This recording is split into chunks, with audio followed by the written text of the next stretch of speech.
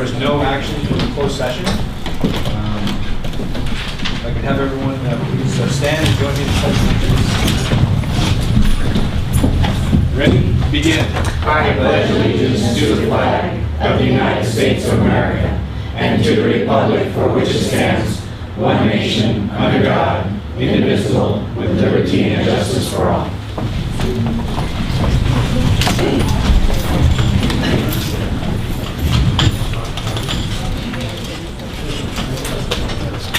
So we're on item G at this point. Public comment and agenda items and on agenda items and non-agenda items and petitions.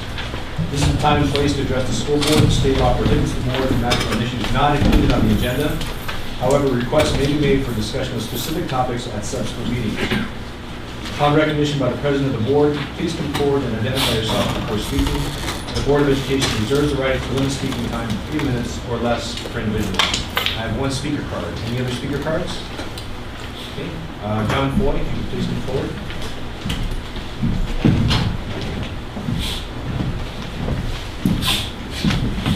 Yes, I'm John Foy. I'm with the Cst Players. As you know, we've been using Cst Auditorium for several years now.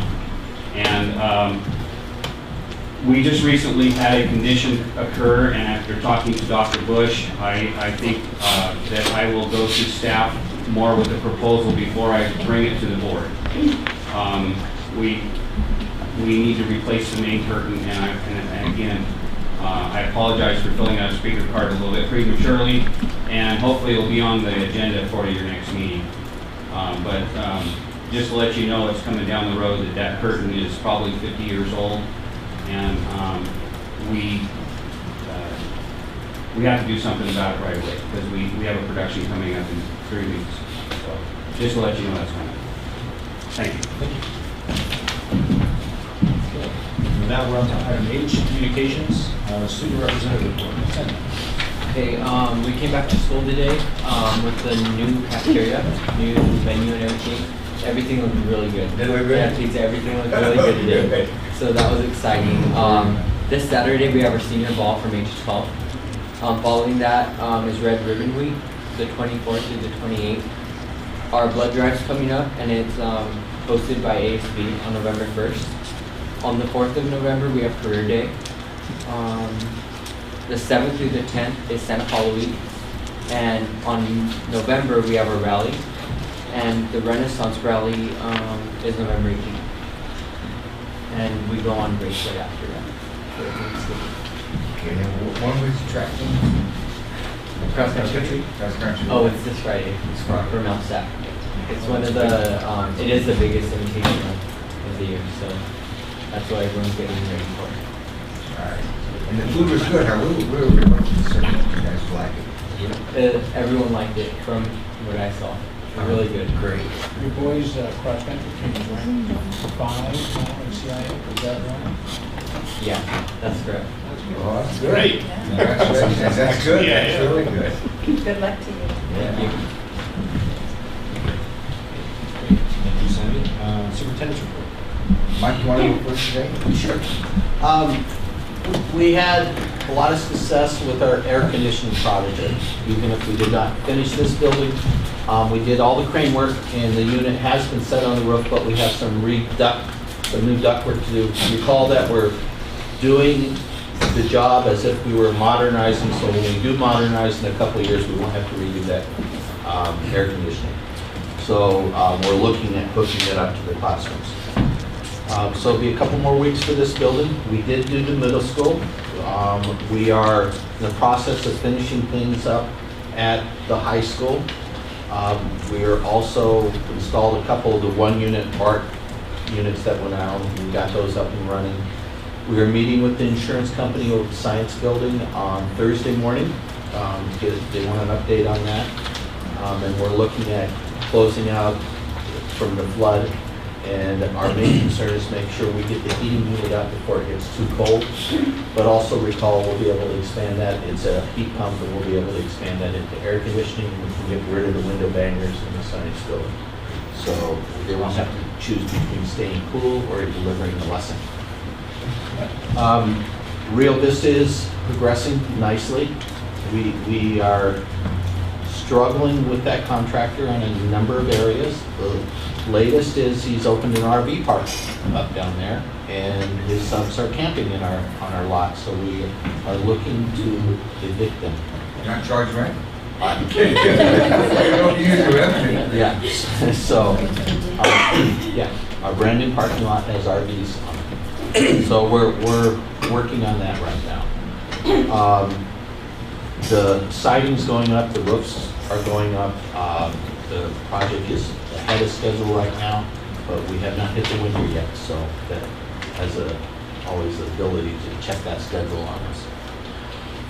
Finances, we're still holding. I'm going to Sacramento tomorrow to work with the legislative group, and what our primary concern is, will they pull the trigger or won't they? The math says they're going to pull it, the politics say they won't pull it. It's an election year. So I'm trying to get a handle on what's going on, but within a couple of months we'll know if they're going to pull that trigger. And your position on CASBO is what's your position? I'm the chair-elect for the legislative committee for the state. That's a very good position to be in. It's an honor that we have Mike that's been elected to that position. It's a very informative and politically it's a good position to be in. Todd? A couple of updates. One is just with CSEA, we have a couple dates tentatively set for December 6th and 13th to negotiate. We'll be bringing openers to you sometime soon. Don't have an exact date yet, so there's kind of some flexibility there. Other important thing that started this week, Alternative Governance Board has started doing classroom visits at Fillmore Middle School. And so we started today, and we'll continue Wednesday, Thursday, and wrap it up Friday so that we hit every classroom. We have guests that are on the board from the county and we're more Park Unified. And so we're just appreciative that they're volunteering their time to be part of the board and help support our schools. Michael? Yes, I'm glad to report that yesterday we had a very successful math strategies professional development for our teachers. And one thing significant about that was that we had the superintendent and two of our board members, Ms. Dangle and Mr. Weil, attend. And usually when superintendents or board members attend, they just drop in and leave. But, you know, it shows that to them this was a very significant staff development. They stayed the whole time. And I think I won't steal their thunder, except for me to report to you that we had 43 evaluations that were turned in after the professional development. And overwhelmingly, the last question we asked was on a scale of 1 to 10, how would you rank the in-service? Overwhelmingly, they ranked it as a 10. A number of them ranked it as 15, and one of them said 20 plus. So it was, you know, a result. I'd like to read just one in particular that wrote this on the evaluation. I rated an 8 because some of my grade level colleagues were not here to learn these strategies collaboratively. So that's how meaningful it was for them. And we know that we will have a full house the next time he comes out again, that's Mr. Phil Gonzalez, and that will be January the 5th. Yeah, I have a couple of things to report. One of them has to do with, we've been having conversation with the Discovery Channel. You know what they do. They have a lot of really good science content, history, social studies. They have math and language arts. And the world is turning digital. And I think that we have an opportunity, if everything works out okay, to have some really good content for our teachers to use for our kids. Not all kids can learn from the left side of the brain like me. It's very difficult to sit and just regurgitate, read it and then regurgitate the information. Some of us do better when we can actually see it, feel it, touch it, and absorb it. And Discovery has done a very, very good job, especially in the science curriculum. So we're looking at that. And fortunately, we have the bandwidth internally to deliver a lot of this level quickly to the classrooms, and not be bogged down. I think John Wilbur was there today to sort of, we had two companies. Another company came in. We're looking at online learning for some of our kids, both those that are struggling and those that would like to maybe advance and move forward. So we're trying to figure a way to have a partnership to allow our kids to have access to those types of curriculum as well. John, you have a couple of things you wanted was, how did you feel about it? It was exciting. Well, the neat thing was that there's always this in my head that it was real exciting, and I'm worried about the cost and the economic climate. But Dr. Nishino, he has some negotiating power or contacts that it sounds like these are some things that really can become reality for us. So, but I'm looking forward to sharing it with the staff. Thank you very much. I'm going to hold my last comments until the end of the board with the reports. Okay, so thank you very much. Okay, so we'll on to item I, consent items. Items on the consent agenda are considered routine and will be enacted by single motion. None of the items will be discussed unless a board member or member of the audience requests discussion. I need a motion to approve. So moved. Is there a second? Second. All those in favor? Aye. Opposed? 4-0.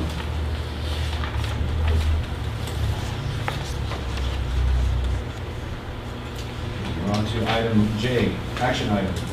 Approve of board policy and administrative regulation updates as noted in the agenda. I need a motion to approve.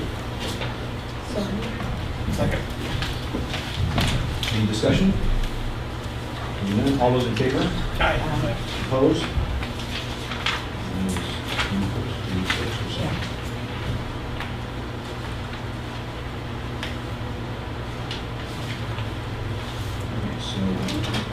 On to item K, information discussion, site plans, first reading, materials.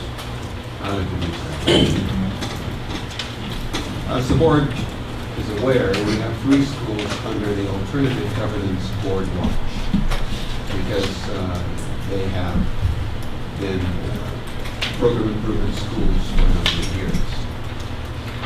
One of the requirements that the ATB board has directed the schools to do is to update their site plans. The site plans they submitted last year were based on data the year before. And earlier this fall, they received the more recent data, information on how their students did on the CST.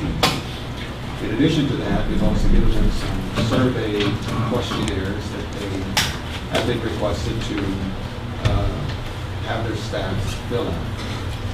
And so based on the more current data that they have, also on the survey results that we're getting, and any other information that they have, we ask them to update their site plans.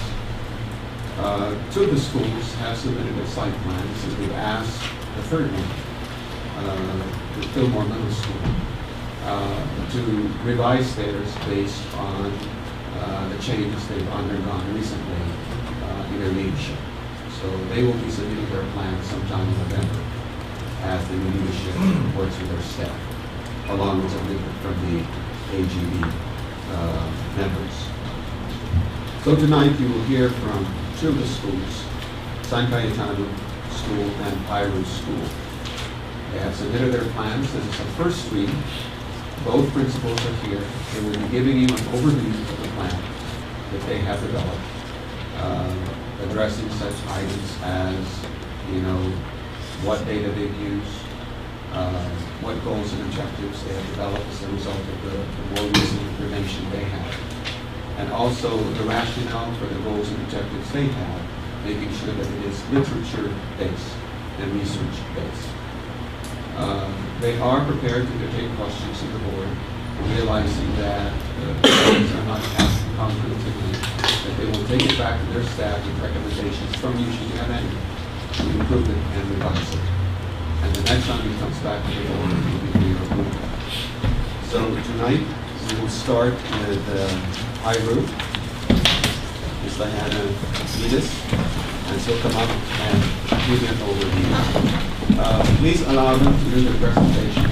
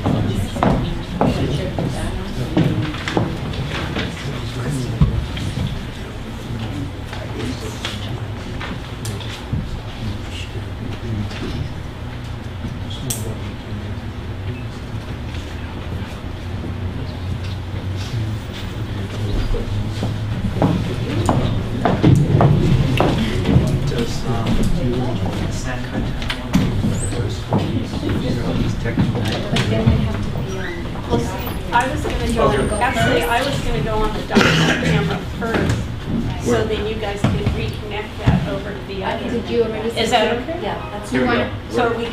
Yeah. Okay. No, that'll be fine, you know, you want to switch? It's fine. Are we ready? We're now? almost there. Oh, you're. Okay.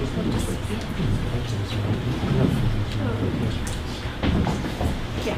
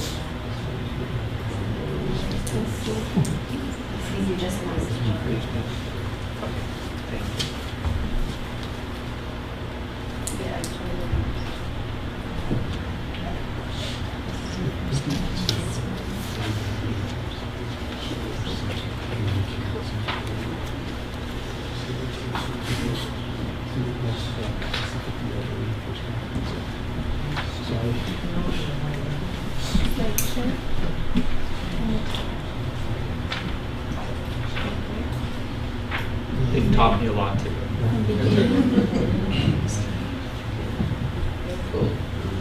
Okay, good afternoon, everybody. I'm here from Peru. My name is Diana Vidas, and I have my wonderful team here. I have John Shaker, one of my teachers, and Christina Silvi, and we're very happy to be here to talk to you about our school. We're actually very excited about this process because we think it's a wonderful opportunity for our school to really look at what we're doing and provide some, and the AGB is going to be a piece that provides wonderful feedback for us as to what we're doing right and what we can improve upon. So we're very excited about this. And John's going to start us off. All right, we got a clicker. My job is to introduce how we develop the plan. First, we had the task provided by Michael, and what we did was we met together as administrators, teachers, and parents to begin the process. We went over the plan. Seeing the task we had at hand, we decided that we would take a longer period of time, and we spent the next 2 weeks in smaller groups working on the plan to, as I said, rewrite and reformat the plan, reflecting the current school program from the data that we received from the last test result.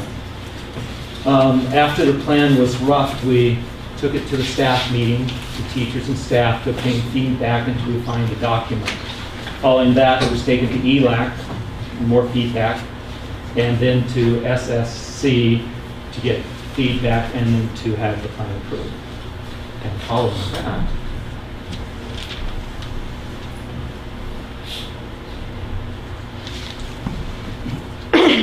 this is Okay. So as always, one of the most important things that we have to do is identify what is our data. Because as we all know, we can take all the assessments that we need to, but if we don't do anything with that data, then it was a waste of our time. So data is very important, and that's what we started this process with. We looked at our data, and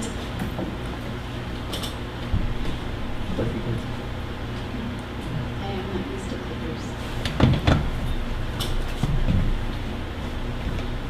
Okay, here we go. So the first thing that we did is we looked at our CSD. And that's basically the data that we used to put this plan together. And as we looked,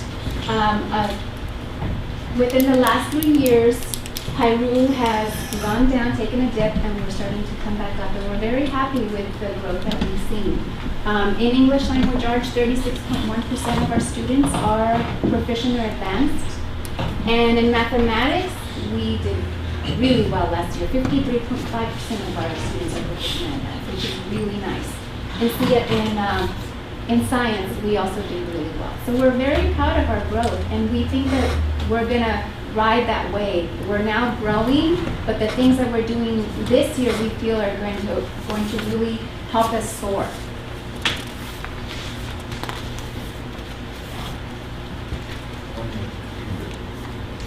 Okay, and here we have by grade level in ELA.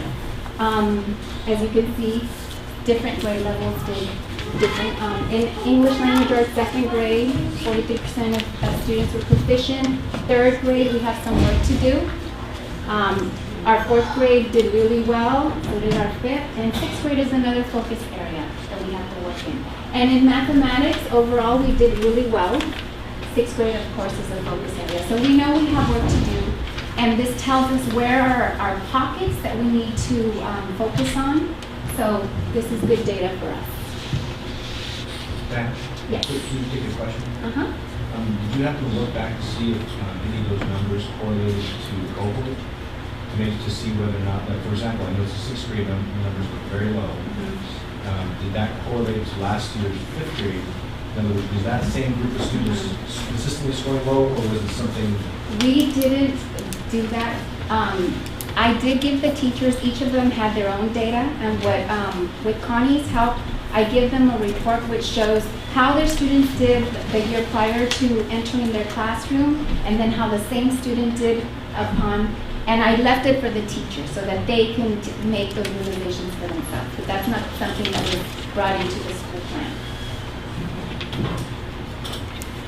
Okay, and then here we have our ELA. As always, one of our goals is to reach safe harbor. And we were actually really close to meeting safe harbor. If you look at the different groups, school-wide, we did not meet safe harbor. We needed just a little bit more growth. The way that you notice on this graph whether we've met safe harbor with the different groups is if on this graph it says safe harbor, that means that the group met it.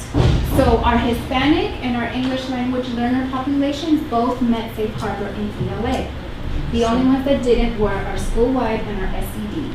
And since our school-wide is Title I, or school-wide Title I, that's pretty much the same population, and that's why that's like that. So with two more groups that would have met safe harbor, we would have done really well. In math, all of our groups met safe harbor, and we were really happy about that. So it was only if we would have school-wide and SED, if they would have met safe harbor, we would have been on the watch list this year. But we will be on it next year for sure.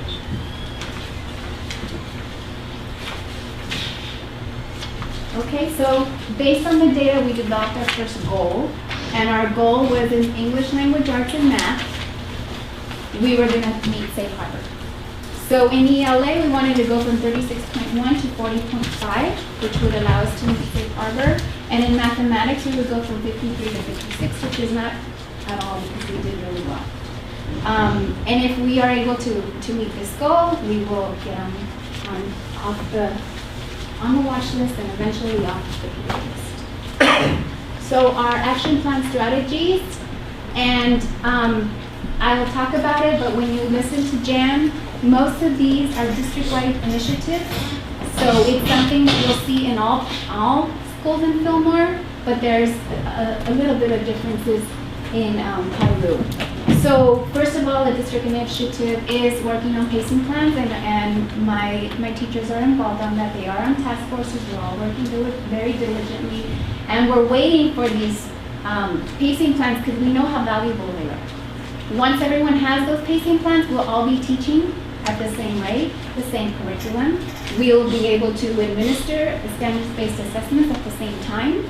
They will align all of the district schools, and then we'll be able to have valuable conversations around the table. And we'll also use assessment results to guide instruction. Again, if you're just going to assess and do nothing with it, then it's not valuable. But you have to be able to take your results and guide your instruction. And a big piece, last year, Peru started collaborating. And this was, they started doing it halfway through the year. And so we're on our way. This year we're refining it a little bit more. As we have our teacher collaboration, teachers turn in agendas to me, and then they turn in notes also on a weekly basis as to what the collaboration meeting was about. And then there's certain things that need to be discussed. They would either be updating essential standards, updating pacing guides, creating common assessments, exploring RTI, which is a big, important component of this whole plan that I'll talk about, and also analyzing the students' data. So that's what they do every week on Thursdays when they collaborate. Again, RTI is a very important, it's research-based. All the research shows that this is the way the students learn. So we're very excited to start our RTI program this year. And for Tier 2 students, what we're doing is we've hired one teacher. We started from the beginning of the school year, and we have her coming 4 hours a day, 4 days a week, and she's servicing all grade levels. But when we went back and looked at our data, we saw that there were areas that needed a lot of help. My 6th grade, for instance, needs a lot of help. So then I went back. One of the wonderful things about rewriting our plan is we also aligned our budget to our new needs. So one of the things I did is I took money from materials, and I was able to hire another 2-hour intervention teacher. So that's in the works. We're applying the position, and that intervention teacher will be working solely with grades 4 through 6 because I'm concerned about that 6th grade. I want to make sure that they have all the support that they need in order for them to do well this academic school year. And in Peru, we have to give a little, take a little. They are very used to having their computer lab assistant and their school library clerk. And the community it's something that they want, but what we did is we modified it. We're using them to do RTI as well, and they're plugged into our RTI model, and we utilize them portion of the day to do intervention with our students. So we're using them to our advantage. For Tier 2, which are the students that are really highly at risk, we have our RSP teacher. She, since we're a small school, a portion of the day is devoted to special ed, but on top of that, we're able to use her as an intervention teacher as well. But she works with the high-risk students. And what she does is she uses programs that accelerate learning. They are proven to increase the success 2 years in one year's lapse of time. So we're utilizing her that way as well. So as you can see, everybody has a piece of this puzzle, and everybody's working together for one goal, which is student achievement. And here's a little bit of what our RTI plan looks like. Peggy, which is our computer lab assistant, and Cindy, all of them help grades 2 through K through 2 in the morning. And then in the afternoon, our computer lab And our librarian cannot help because they are at that point doing their computer lab duties and their library duties. So that's why I hired that extra intervention teacher right here to help with the 6th grade, the 5th grade, and the 4th grade. So that's how we're making sure that all of our students are represented and are getting exactly what they need in order for us to succeed. Then we have additional resources, which are things that were already in Peru, but they're working for us and we want to carry them through. We have a Waterford lab, which works kinder through 2nd grade, and it works in English language arts and math skills. And we have Success Maker, which is being used all over Fillmore and it's been being very effective as well. And that's in grades 3 to 6 in ELA and in math. And then additional things that we feel will really increase student achievement because motivation is an important factor here. We have assemblies on an ongoing basis. We're scheduling one now. After the first trimester, once the report cards come on, we'll have a big assembly for all the students and we'll look at student achievement, we'll look at effort, and we'll look at citizenship. And that's a way of motivating students to do well and recognizing their hard work. Okay, then it's very important for teachers to have all the professional development that they need. So we have some money set aside for teachers to go on conferences, but we realize that so much is going on in the district right now. We have task forces that are all working. We have district-wide sponsored in-services, such as yesterday we had a wonderful math in-service. And then also, I have a background in professional development, and I love to help my teachers. So we're going to be doing a lot in our staff meetings of professional development, because I really believe if I'm going to hold the teachers accountable to do something, first I want to show them exactly what it is, tell them what my expectations are, and show them what it looks like before I can hold them accountable for doing that. So professional development is going to be very important. Okay. Then we move on to parental involvement. And John's going to talk about that.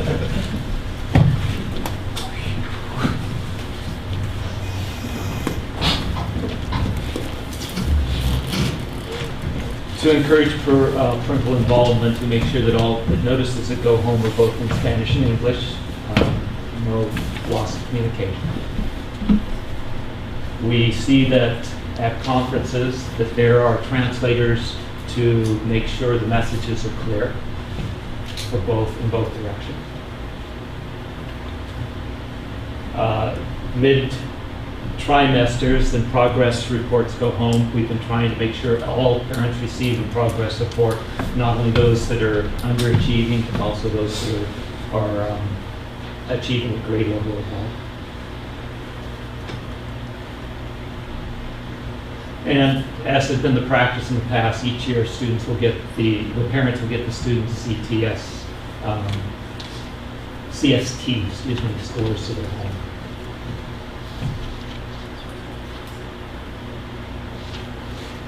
The ELAC and SSC meetings are held to provide parents with the school's CSTs, API, AYP, AMAO, and SELF results, and develop the plan we're looking at and the school budget and make decisions for the school. So it's parents are driving the curriculum also, or the program at the school. We will be having activities throughout the school year to promote parent involvement, and we're in the process of, I think is exciting, that we're trying to get the school farm in use once more. It's been going in fits and starts, and we've had a volunteer from the community willing to put some money into it, and some other parents that are interested and assisting students in the gardens. And just the immediate goal is to get the gardens going and maybe food to the cafeteria from the garden. And we will be having workshops to educate parents on being our partners and educating our students and their children.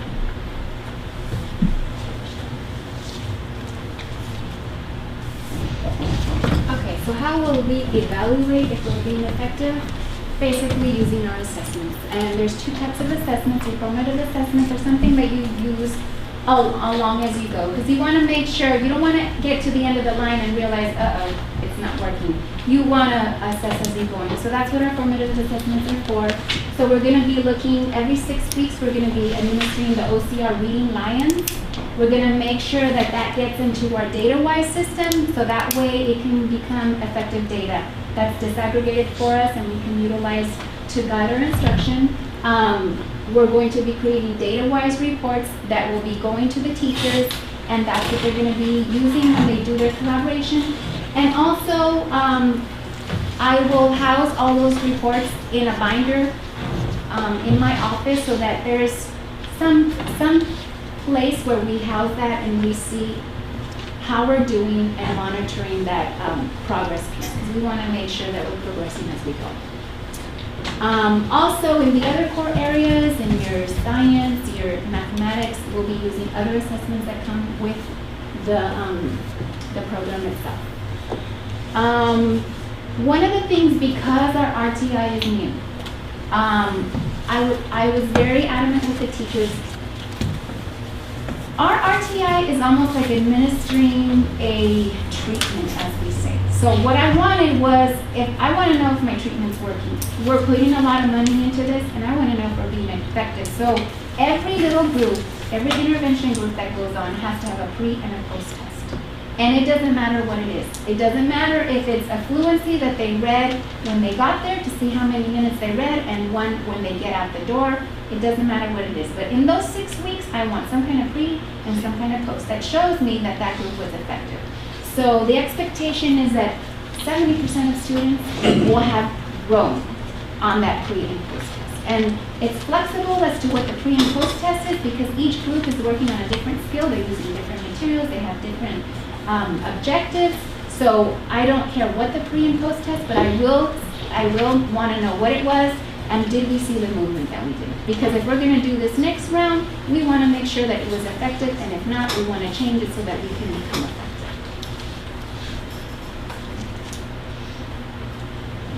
Then we have our summative assessments, which are your end of row, end of the line. How did we do? So we have our CST, we have our essential standards in ELA, and we're also going to be administering math, and that's a pilot that's new for the district.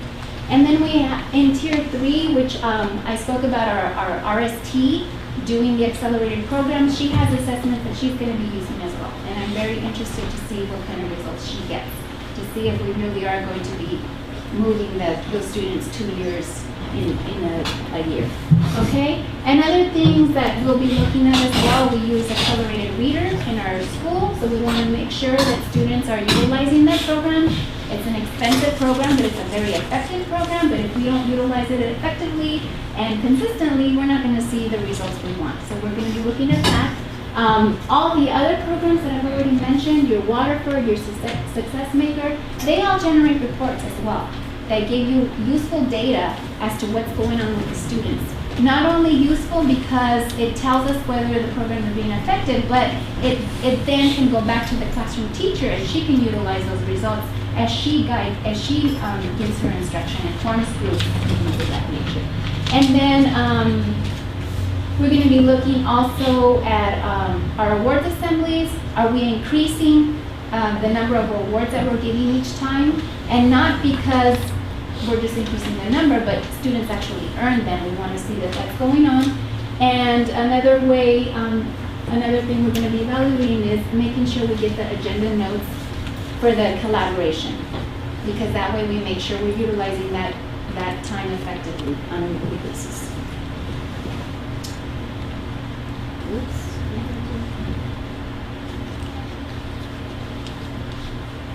Okay, and goal number 2, Christina will be talking about.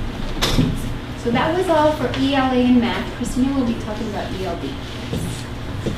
Our second goal focuses specifically on our English language learners. We were very excited that they met Safe Harbor in English language arts this past year, and we want to continue that growth for that specific subgroup.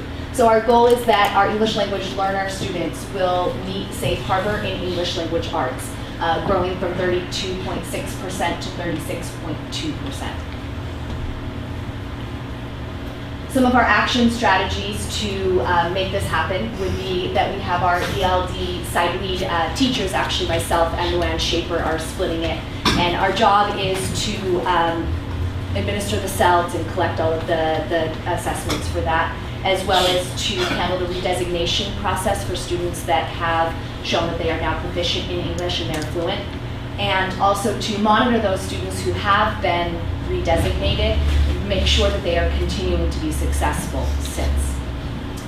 We also have a self-examiner who helps to administer the speaking portions of that test that need to be done one-on-one. The ELD instruction is refined and aligned to the ELD standards. That's something we're really going to be focusing on through the ELD committee at the district level and at our site as well. And that's going to be consistent with the Big Five that is district-wide, which includes that ELD is a core curricular area every day for every classroom and grade level. That for kindergarten through second grade, it's 30 minutes per day, and third through fifth grades are 45 minutes per day. And for us, that also includes sixth grade. Also, that means that our ELD classes are no more than 2 proficiency levels per grouping, and that it's 50% structured oral language. So we're really having students practice that language, those language skills. And also that we are basing it on language objectives and the forms and functions that we have structured to our program, a lot based on the CELT trainings, the systematic ELD trainings that some of us participated in last year, and bringing in some of those strategies. We will also be using our teacher collaboration time to focus on ELD and meet to discuss how our English language development students, our English language learners are doing in class on their assessments, and to plan our instruction for our English language development, both that specific time period in the day and within our other core subject areas.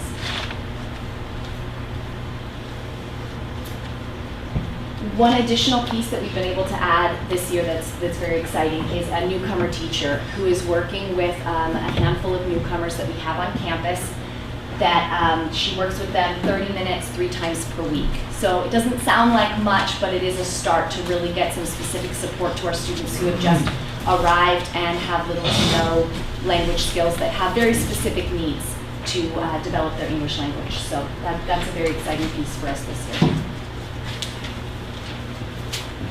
Other resources would include, in our assemblies this year, we would like to start recognizing those students who have been reclassified as fluent English proficient as something that they should be proud of and excited about, an accomplishment that they have achieved.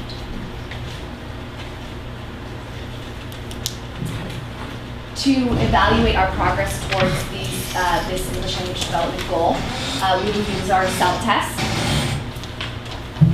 both initial and annual CELTs. Also the IPT assessment, which determines primary language proficiency, specifically for the kinders when they come in, or newcomers. And also the ADEPT test, which can give more current information about language proficiency levels for students, because the CELT data takes a while to receive. So this is a similar assessment that we can give in the classroom for more current information.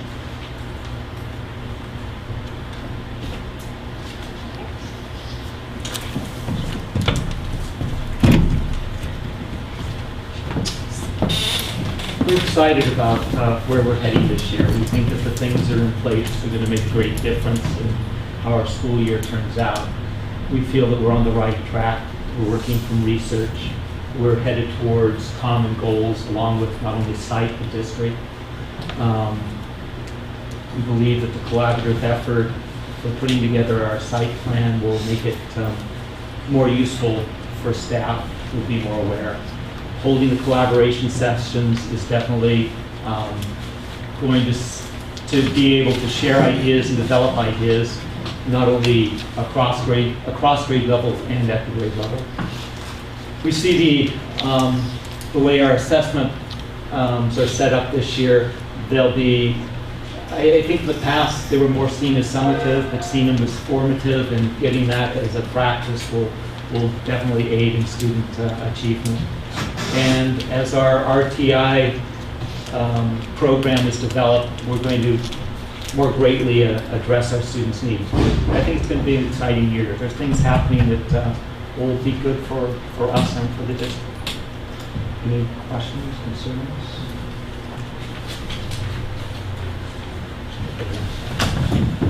If you haven't, oh, all the acronyms. Yeah, I lost them so long ago. And I got trying to make sense of it. Okay. Any questions then? Yes. I have a couple comments. One, I really like and I appreciate your use of assessment and you're concerned about that. Do you have plenty of chance, Diana, to get out into the classroom? I do. Really? Yes, yes, I do. I make an effort to go out, and they know it. And you know, I tell them that I want them to know all the good things I'm seeing. So we've created a document where I write down what we see, especially the good things, and then in the bulletin of the week, I share the good things that we've seen. And so I think it's a nice process. One other thing, when you get these parent workshops going, I would like to see that. Oh, to see how you work absolutely. with And I parents. plan to do one this month. Back at as he has me say, I used to say back at home, but now I say in the homeland, or what did you tell me to say? The homeland. The homeland, because he said, no, now The old Peru country, is home. the old country. So in the old country, when I was a coordinator, that was one of my tasks, to do monthly workshops. And it's really important because lots of times parents don't know how they can support us. And, you know, simple monthly workshops where you tell them, you know, you can work on the selling parts. This is how you can support us. You can support us as you read. We want you to do certain things. And it's very basic, but it makes them equal partners to us because they can support us at home, which is Makes very homework important. much more effective too. Anyway, so I would like to know. Absolutely. I'll let you know. Yes. Thank you. I just wanted to say that I'm very excited for the community and for your school. It looks like you're really working as a team, and you're very confident, and I believe that you're going to accomplish those goals. So good work. Keep it up. Thank you. I just wanted to say this is the first time that we have seen, one of the first few times that I have seen, speaking for myself, a plan presented to us in a manner where we're not getting a dog and pony show. I mean, I know, are you a parent? I'm sorry. No, the lady behind you. No, I'm with Zed. Oh, okay. I got to try and let the people in this community know what's telling you. going on. I can't understand it. We'll get you some acronyms. We'll get you all the acronyms. Okay. There's about 45 pages worth on it. Yeah. Well, believe me, I this is gotta one of sell the few times we get real information about what's going to be happening at the school site with the principal, with the teachers, and how they're going to attack student achievement and how they're going to be successful at it. Yeah, I got the task for it. And believe me, it's impressive. Your constant assessment is what impresses me the most. You're right. And you're going to be continually looking at where you're at and whether you're meeting your goals or not. That's very good. Thank you. Bye-bye. And now, Jan?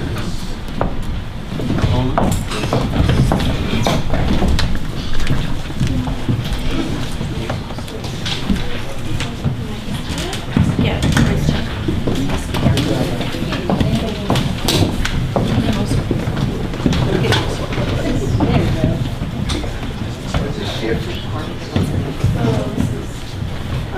Okay, now that I know how it goes.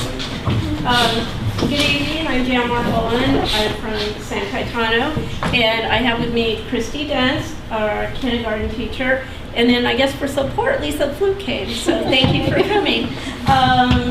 Christy's been on our school site council and also a grade level chair, and she's been one of the people instrumental in helping with the school plan.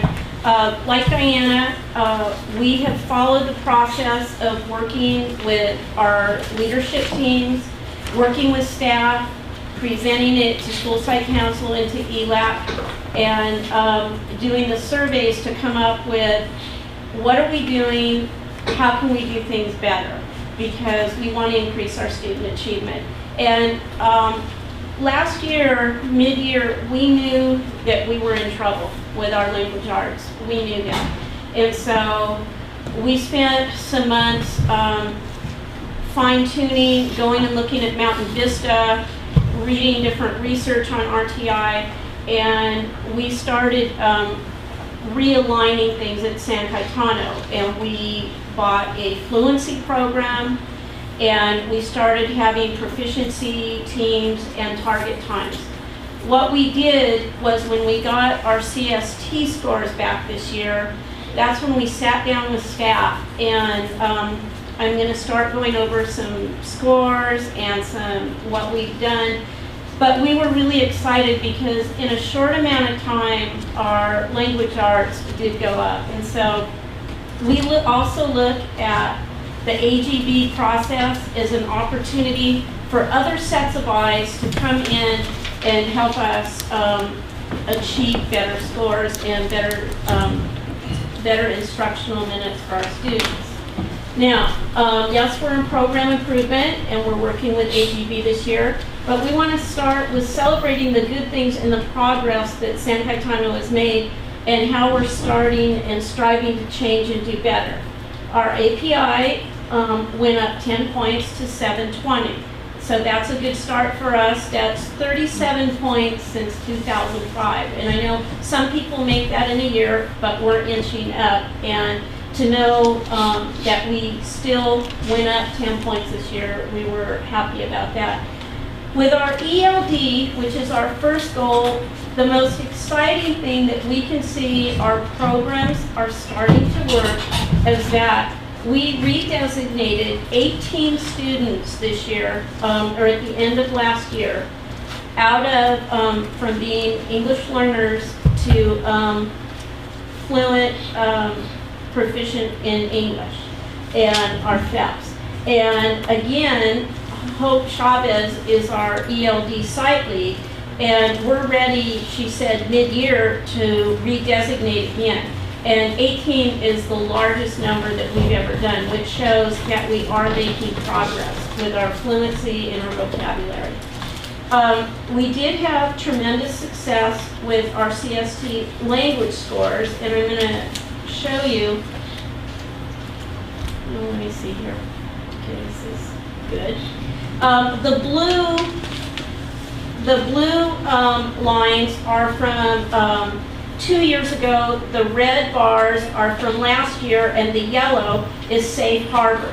And this is what is amazing to us. With only a few months of implementing the fluency and RTI, of which we've refined this year, which we're going to go over, we were able, had we not dropped in math, which I will show you the math scores, we would have made Safe Harbor this year. School-wide, we were up to 35% proficiency from 27. In our Hispanic subgroup, we were up to 31%. Again, these are both above the Safe Harbor targets. The socioeconomic, all the way up to 30%, again above the Safe Harbor. And we were within 1 point on our English learners, so that we know that we're starting to make a difference. The problem that we encountered that we're balancing this year is that with that, our math has always been really high with our NASA program. Our math and science has been really high, and it dropped. The focus went to language arts, and we didn't have a true balance of the whole curriculum.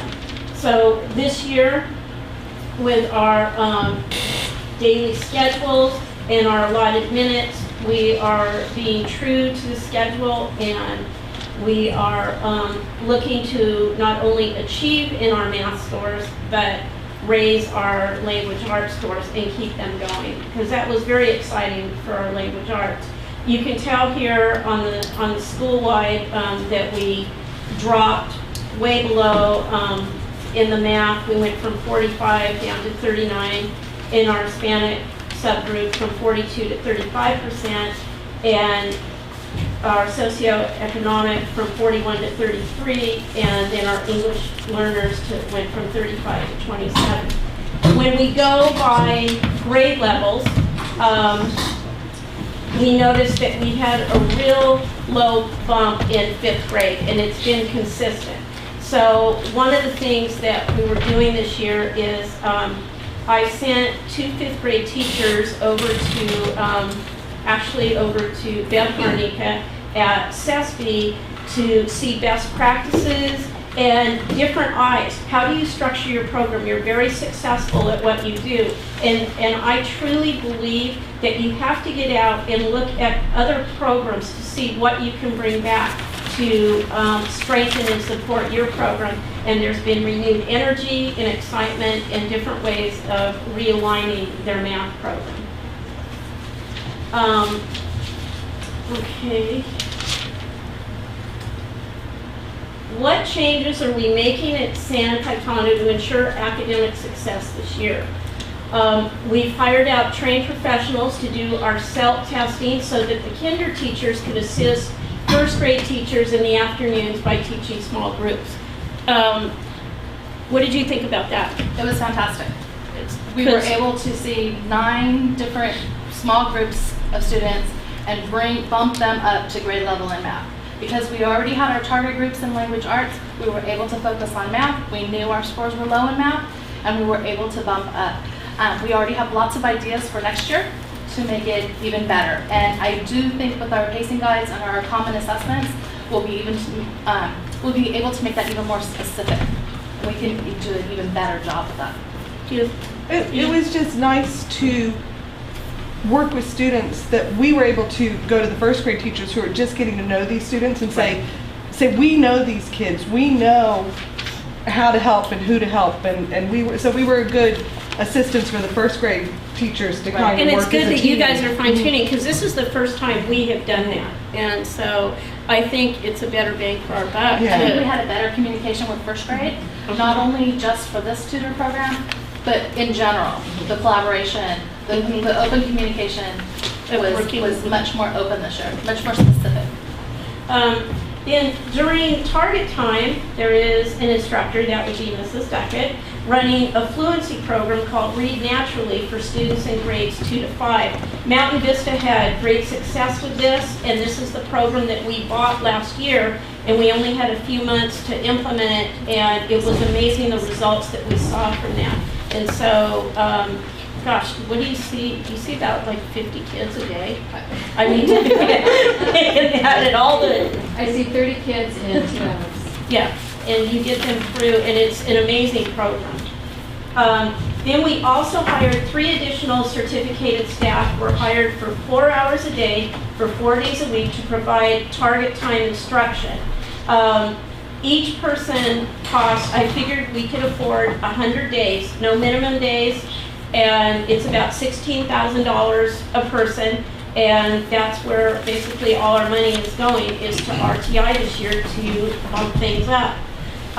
No morning assemblies, meetings, field trips, nothing interrupts target time. That's the integrity that we run this program, and that shows teachers, everybody, how important it is that we continue with this. Even Halloween parade, it will be students ready, 8 o'clock in the morning. By the time 9 o'clock comes, we are back, we are in target time. We do not cancel it for anything. If someone is absent, we either get a sub or I take a group. And it is just, it's an amazing program, and we're very excited that we can see results from that.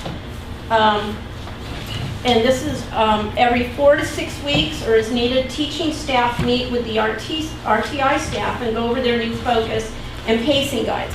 And Christy's gonna jump in here for a minute and show you things like that Diana's talked about, how this year with Michael and Alan, we are putting systems in place. Things are tightened down, and there's a process. And Christy's gonna show you, for example, what needs to happen at target time, what kind of organization has to come back to us. And again, like Diana, in my office, I have a binder for target time, for a collaboration focus, for curriculum guides, so that you could walk, and for the daily schedules. You could come to my office, and I had to go to Office Depot and buy lime green, so it's stitched out, and it's not the usual black or blue folder. But these binders, you can go and you can see exactly what each group is working on at that time, that these things are in place, and everything fits together like a puzzle. And she's going to show you a couple pieces, and then I'm going to jump back in. This way? Here. Go ahead, throw that one. This is just great. that one. We just have 2 of these in boxes today, and I'm all excited because we haven't had one before. That's good right there. Is that good? Yeah, that's good so much for us like that. Okay. So it just goes like that. That's good. Okay.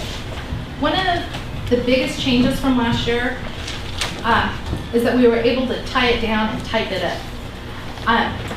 And it is truly due to the universal pacing guides and the universal assessments.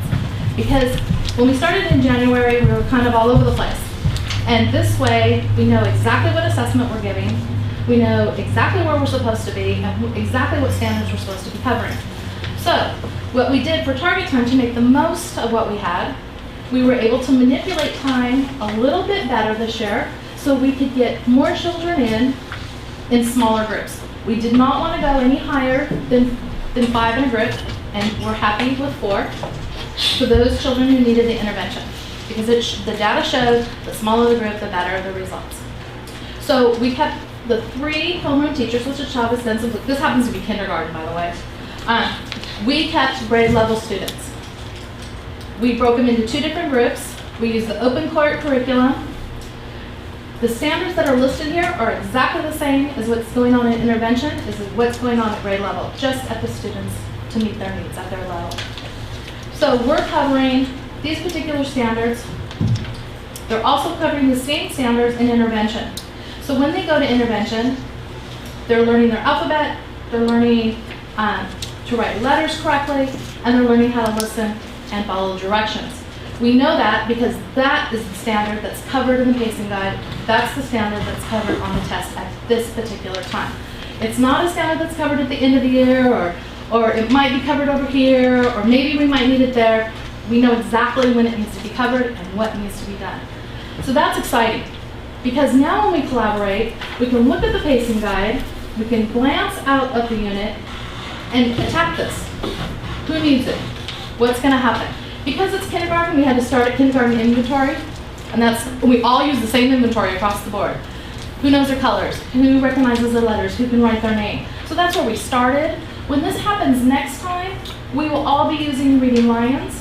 We will all be using the trimester assessment. We'll be able to collaborate, break it apart, see what exact standards need to be covered better, what ones do not need to be covered as much because they mastered them, which ones need to be focused on a little bit more, and who is at grade level and who isn't. That's the really exciting part about this, because we're able to look at the data and attack it, and very few fall between the cracks, if any. You know exactly what student, by name, by grade level. Lisa knows my students just as well as I know Mrs. Chavez's. We know who fell below, and we know that our eyeballs are on them, and we're looking at them very closely because we want them at grade level. Not to say that grade level is falling short, because we also meet once a week to make sure that these guys are still staying on grade level or above. What can we do to bump them up? And it's, again, very specific. We have a universal pacing guide and universal assessments that tell us just that. So it's very, very exciting for us because we're able to fine-tune this. And this is turned in every 4 to 6 weeks. And we're looking at them every week. Every single student is laid out on the line. And we have our focus students, and you don't leave the meeting until they're discussed. So that's exciting for us. Thank you. And that goes on at all grade levels.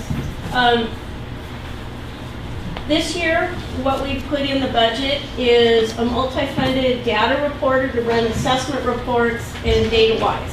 And we talked to Christy for a long time last year about this, and found that they think it was very successful. Instead of having teachers spend a lot of time and be stressed about looking for a report, to be able to order a certain report and have one person that runs those reports, and then they can spend their time analyzing the student data and making decisions based on that. And the other thing is we have one person, a technology lead, that will just do the scanning, because after talking to Connie and Chrissy, that one of the most frustrating things when we tried this before with Edusoft was that the scanners are very picky and sometimes they have problems, where if you have one person that does all the scanning, that person is familiar with the machine and there's less frustration among the staff, and again, they can spend their time doing what's best for kids and analyzing the data and keeping things moving. I'm going to show you a document. The collaboration time is very different this year, very different than it has been in the past, and then in the fact that it's really tightened down. This is the agreement last year between the district and FUTA, and what it says in here is that when they're working during their collaboration plan time, that the focus should be updating essential standards for all grades and content areas, updating pacing guides to document the teaching and learning of essential standards, creating and using common assessments, exploring and refining RTI programs at each site, analyzing student data. So you see, if you take this, and then this is the form that we use, that we never had a form before. This tightens everything down and makes everything come together. Every time there's a collaboration meeting, these forms are due to me within 24 hours of the meeting. It has to be an agenda. Here's a list of agenda items, summary of discussion, actions to be taken, the topics for agenda building for their next collaboration meeting, and what they need from the principal. So on here, they're talking about different kids, where they're moving them, what problems they might have encountered with the different groupings that they're doing with Target. What actions are they going to take? They're going to make lesson plans for the intervention target groups. They're going to make traveling passes for students. They need to meet with Target teachers on September 2nd from 9 to 9:40. And when they meet every 4 to 6 weeks, that's when I take the kids so that the teachers at that grade level can meet with the RTI teachers so they can collaborate and say, okay, we're going to shift this group of kids. How are these kids doing? And they meet and they sit there for 40 minutes while I take the kids during that time. And that is very, very valuable. And then, for example, on this one, support needed from the principal. Supervise students on September 2nd from 9 to 9:40 to allow teachers to meet with the new target teachers. So that's a sample from kindergarten. This is a sample from a 4th grade collaboration meeting. And basically, they were brainstorming 4 or 5 target strategies to split the standards. Went through different forms of assessments for reading and visual discrimination tasks. You know, so this is something that they have that follows a pattern. I have it so that I can monitor what is going on, and it also allows them to keep refining and refining. So that's what happens during the collaboration this year, and that's really tightened down. Now, classroom focus. Lesson objective is posted. The lesson objectives, they need to be posted, and they can be posted in student-friendly language or, you know, in just regular objective language, because what we want the kids to do is we want them to know what they're learning. When the teacher's presenting a lesson, we want the objective up on the board. We want it introduced to the students, and at the end of the lesson, again, reaffirm that this is what you were learning today, so that if I go in there and I'm walking around and I sit at a desk next to a student, I can ask them, what are you doing, what are you learning today? And they can tell me that. It is very important. And then now, with our AGB process, Their lesson plan books must be open and on their desks. So again, when I go in there, their lesson plan book should match the objective that's on the board, that should match the daily schedule that I have in my hand. Everything should match. All the pieces should fit.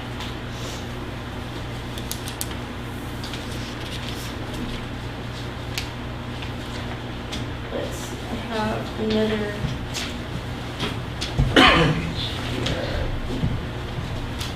And again, like Diana said, a lot of these things, we're all working together on the task force.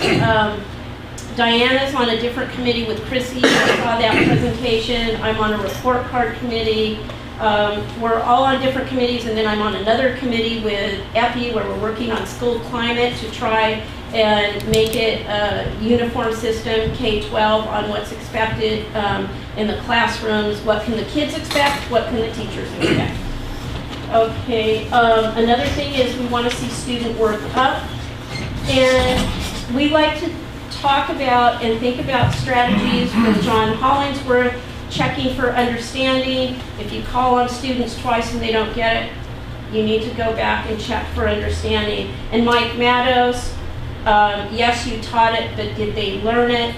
And again, Fred Jones, the idea of classroom management, that you're walking around, you're not just sitting in one spot, you're walking around, shifting positions, and having kids focus on you.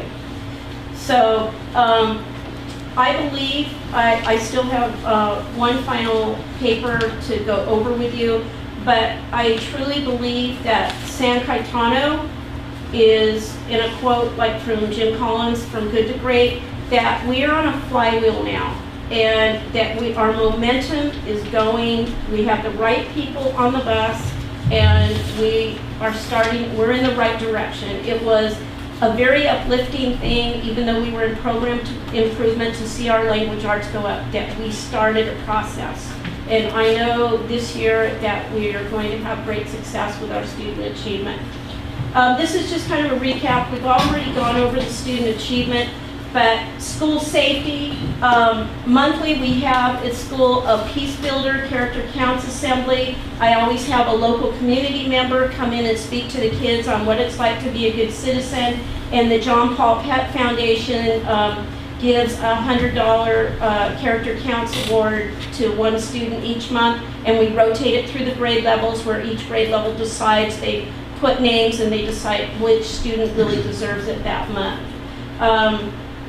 At the end of last year, we updated our school safety plan, which we've been working on with staff, and also, let's see, our school site council and our ELAC, we have our monthly meetings. We have a translator in each meeting, and I've kind of merged with an organization called, I think it's Triple P Parent Project, and they have been wonderful. They come to our ELAC meetings, and next time they're going to come to our school site council meeting. But basically, in order to raise student achievement, our kids need to be there. And so they're coming and they're speaking in Spanish at our ELAC meetings, talking about how important it is to help your kids with homework, that your kids need to come to school every day, and just reinforcing good things about coming to school. I have monthly leadership meetings with my grade level chairs, and then from there they take things back to staff. There's a monthly principals newsletter in English and Spanish that goes home in print, and it's also uploaded onto the website. And our meetings are posted 72 hours ahead. Our connected phone calls are in English and Spanish, and we have weekly articles in the local newspaper. Our Positive Parent Connection goes home 3 times a year, and what that is that the first one is in August, where I want every teacher to make a positive connection with a parent. It can be in a hallway, a phone call, a note. I have these postcards. It's 3 times a year. Let's say something positive. And then again, as far as community awareness, the Family Science Night has become a huge community event. started as a NASA outreach to the community, and now it's become very huge on science, and that's always in the spring. And San Cayetano is a school of service with all classes giving back to the community. So, is there anything else you think? So, are there some questions? I wanted to check with you on creating a safe and orderly environment. I know you covered some of the things that you do with the kids, but as far as what are we doing? Yeah. Well, our biggest problem at San Cayetano is we don't have a fence. We're not fenced in. And only the special needs part of the school is fenced in. And what we do is I'm out there every morning with yard duty where we police the grounds, and I don't know how many times we can say it in print, or if we see somebody walking around, you need to check in the office first. That is very, very important to us because being an open campus, we get people that just kind of walk on, and immediately everybody's trained that if you see someone on campus and they don't have a big badge on, that you need to tell them to go to the office or just call us and we'll go out. Because we have people that will just come over and use the picnic tables in the middle of the day. And so we do have that. So that's one of the things on how we really try and keep a safe and orderly environment. And I have another question on your methods of measuring success. How often are you giving your assessments, or? Well, the RTI groups, they assess every 4 to 5 weeks. Then you have, like the other schools, we have our benchmark assessments, and then we have our district-created trimester assessments. And then, again, a new system in place will be the Root Alliance that all the elementary schools will be using.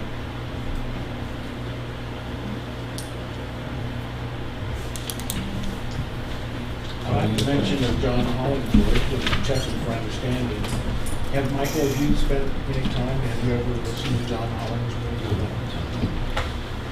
You know, we had a high school teacher a few years back, a Spanish teacher, and I never saw anybody use checking for understanding as effectively as she did to engage high school students. You know, and I never see it used very often in the high school and middle school levels. It kind of always made me wonder how come when it's such an engaging strategy. Anyway, I'm glad we mentioned John Hollingsworth.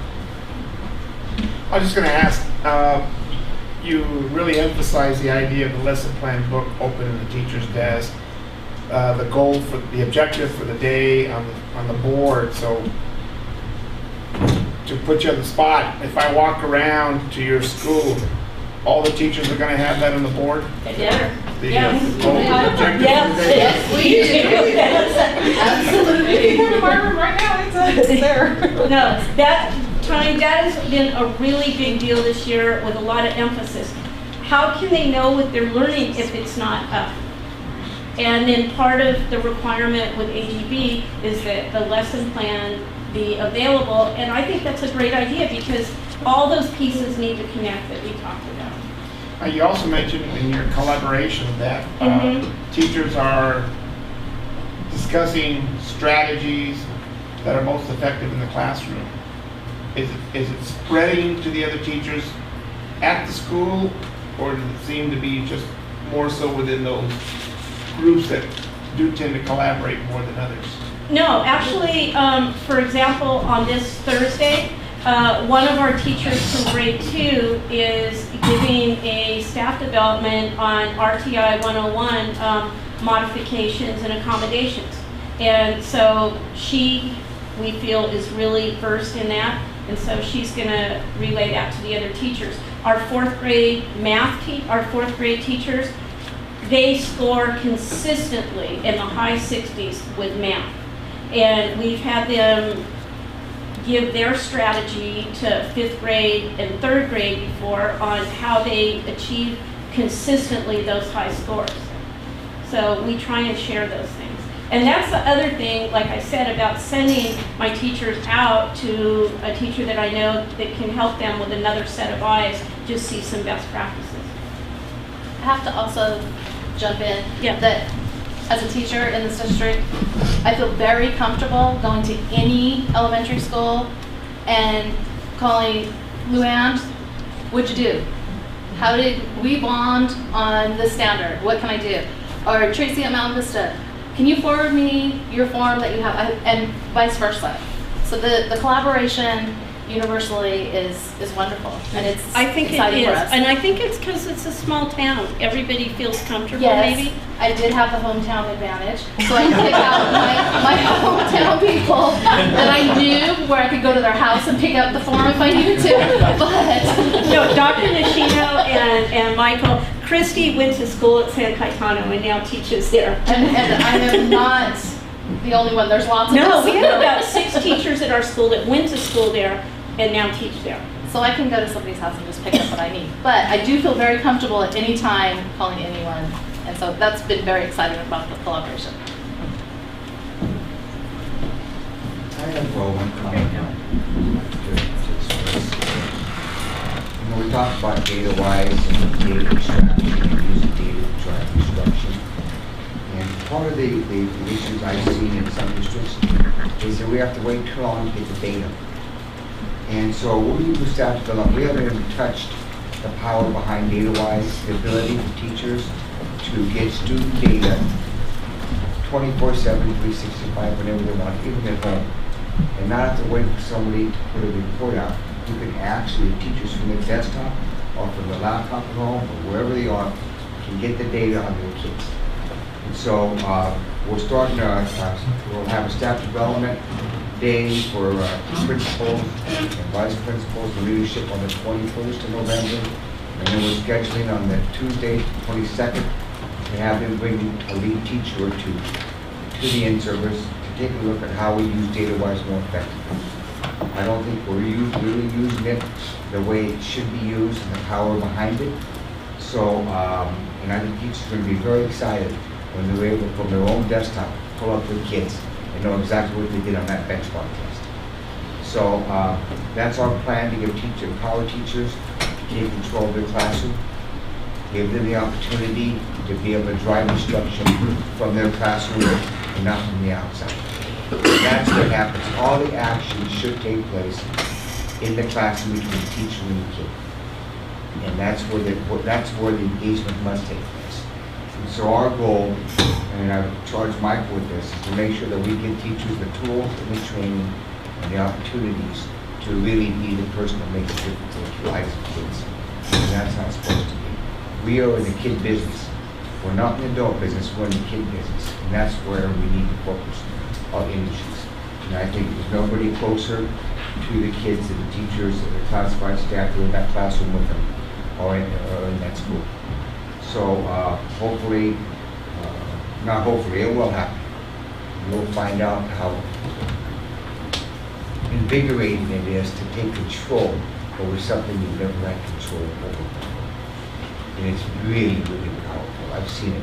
I've seen teachers just be almost euphoric about the opportunities to really take control of their environment. So I look forward to that.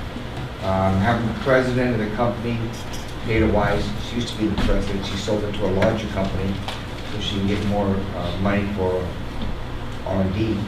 So she'll be out here on the 21st to address our leadership staff, talk about where they're headed, where data-wise is headed. She'll bring down a very good training, and I trained a couple of my districts before, knows the data-wise very well. And then our goal is to not have to go somewhere to be trained, but to have them come to us and train us.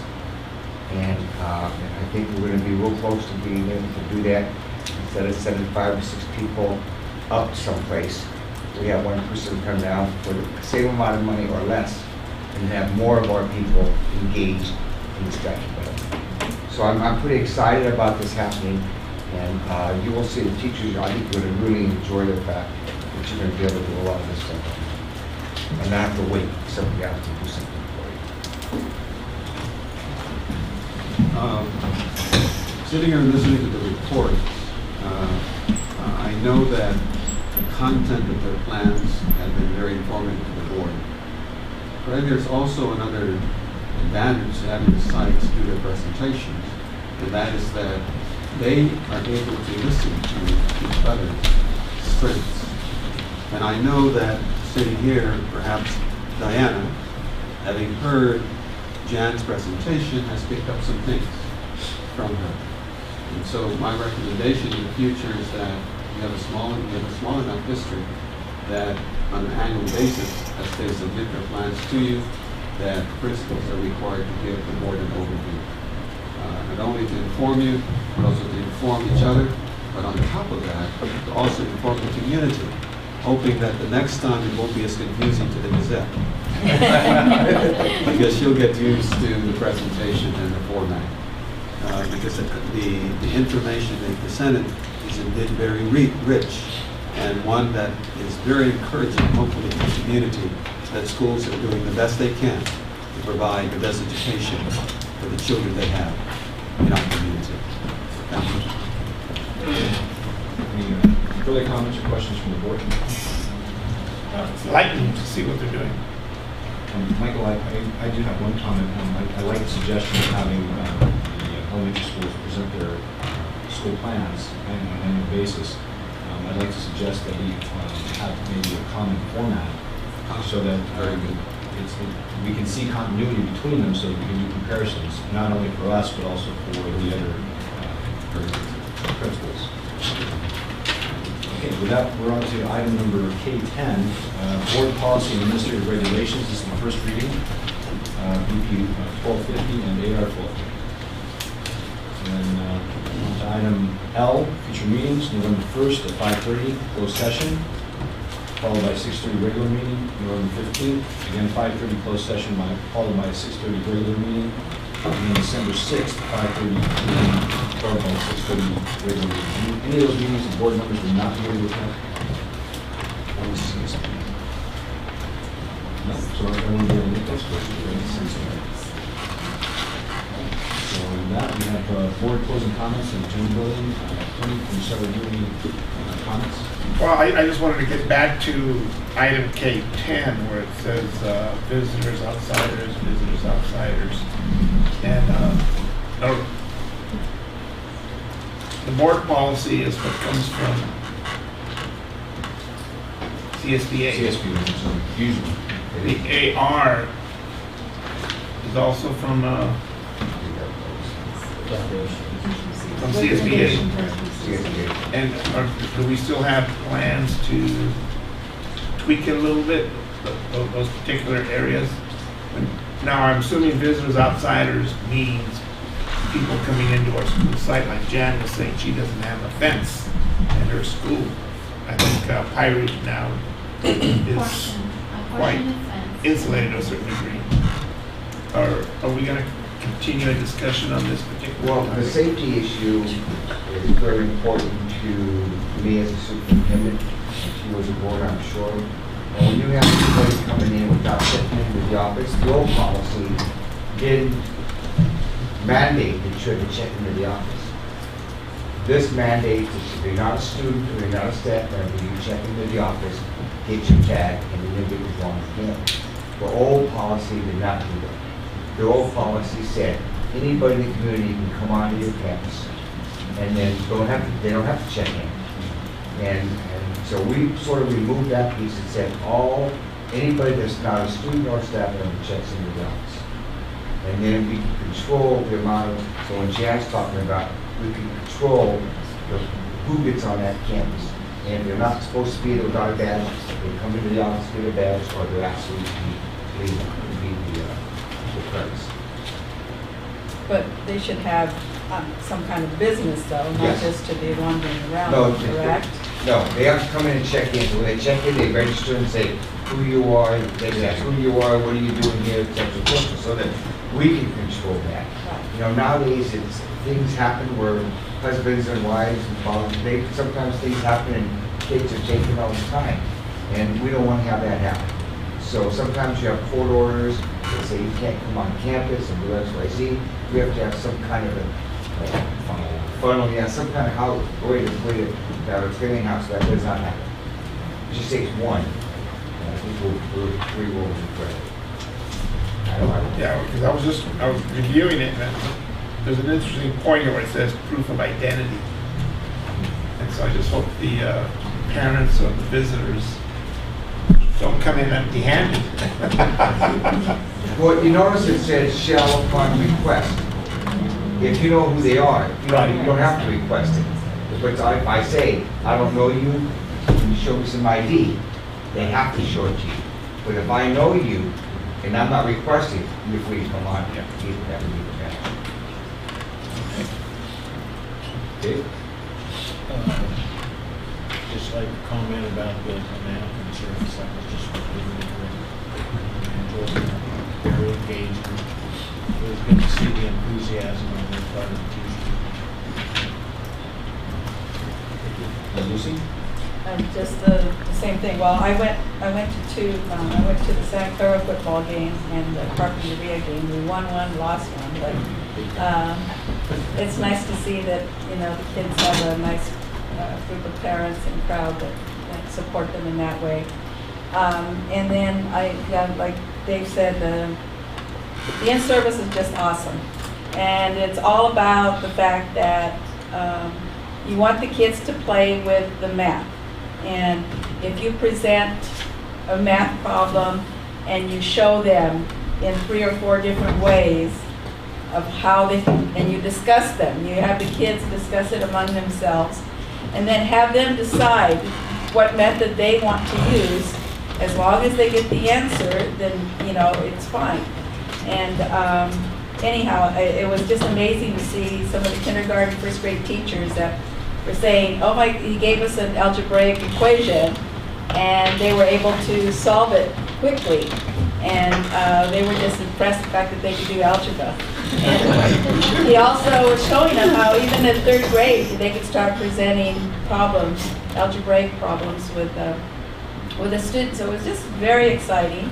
And I know that the teachers, we were getting a lot of thank yous for having it, and so I know that it's really important that the teachers know that we support them with that staff development, because they want the help, and it's all about for the kids. So it was great. Thank you for bringing him here. And I think he's going to be back, right, January 3rd. January 3rd, yes. Thank you, Lucy. And for me, I didn't really do anything with a break other than go on vacation, so enjoyed that. Sure, absolutely. Okay, so then with that, we have item M completed. We go to item N, adjournment. I need a motion to go on a short break before going into closed session. So moved. Second. Okay, we have a first and second. All those in favor? Aye. Opposed? Okay, we'll take a short 10-minute break.